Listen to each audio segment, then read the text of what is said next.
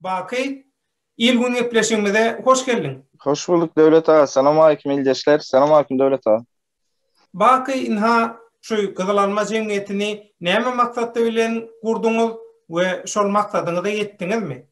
Kızıl Alma Derneği'ne gelsek, Kızıl Alma Derneği ilk baştan başlasak, şu 2020 yılın Mart ayının ikinci yarısında biz derneği özümüz kuracaktık şunu yalı. Dernek değil de bizimki kömek etmek nemeli yalı. Ne öyle diyelim. Taze gelen, Türkmenistan'a taze gelenlere mesela kalacak yer, ondan sonra ev işkisi, harçlığını zaten bir iş tapanaşa birbirimize kömek etmek için, kesellere nem etmek için, dermanını zaten almak için şunu yalı kuracaktık biz ilk başta.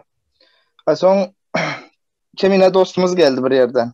Son nereden geleni belli değil, sebebi neyle ilk başta şunu yalıp oldu. Bayram biraz tanınmana başladı halk içinde. Halmurat Söyünü filan bayram görüşen eken. Ondan sonra Saparıklığın üstü bilenem Kemine geldi, bere geldi. Bir şeytanlık da olan, şeytanlığın yolu da adamı oyuna getirmenin yolu ken olan. Baştan yavaş yavaştan geldi. Ondan sonra hem oldu. Kemine yok dedi, ben Afgan Türkmenleri bilen görüşecek şolardan nem edecek. Şolan üstü bilen derneği açacak. Ondan sonra gitti, olan üstü bilene başarıp bilmedi, sebebi Türkiye'de başarıp bilmeyen. O zaten arkanda hükümet tarafından tanıdığım olmasa başarıp bilmeyen. Gitti Afgan Türkmenleri bilene görüştüler. $1,5 milyon pul sonra divayetti Kemine, ondan sonra. O aslında yanlış bir zat, $1,5 milyon pul soramandır. Afgan Türkmenleri deyiptir.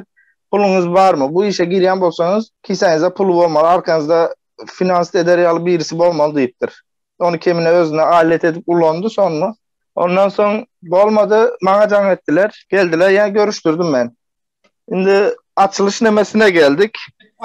Açılandan 3 gün son sen havarın oldu. Bizim havarımız oldu. Bayramam şonyalı havarlı oldu. Yani garaz başta gelenler hiçbirinin havarı olmadı da şu tadı. Dernek açıldı, yaşlar kuraması deyip nemesi vardı, yaş olanı vardı student. Bunlar kaçmana başladılar. Yani baştaki adamlar kaçmana başladı yavaş yavaş. Ne için? Son näme sebäpden? Şol cemiyet yoklaşmaga, gaçmaga näme mecbur etdi? Sebep şu, sen yanında başkaça guruluşya, Saparıklığın falan başka nemeler bilen gurrun berýär Kemine bunu. Bakı, şol nemeni gurrun versene. Şol Türkiýanyň prezidenti Erdoğan'ın bir geňeşçisine gidip şoň bilen duşuşýarlar. Şo Kızılalma Cemiyetine kömek almak üçünmi ya da ýöne şeýle gidip tanışykly üçin näme üçin gidilýär? Prezidentin halk için sözde halk için kömek almanı. Şimdi berde Kemine'nin niyeti başka, berden giden Türklerin niyeti başka. Mesela Yusuf Reis hakikaten hem halka, Türkmen halkına kömek etmek için o adamlar bilen görüşler randevu ayırıyor. Git yerler Saparıklığın adını, familyasını yazıyorlar ortaya. O adamın diye siz bu adamı getiriyorsunuz mu diye bere. Bu adamın kimliğini biliyorsunuz mu diye. Yusuf Reis aydı ya. Kemine aydan okudum. Yusuf Reis aydı ya. Türklara şey diýip ya, prezidentin geňeşçisi. Siz bu adamın kimliğini biliyorsunuz mu diye. Ondan sonra Yusuf Reis'em diye şunu Türkmenler için diye sağ görüşlü diye ülkücü, milliyetçi adam Türkmenlerin milliyetçisi diye.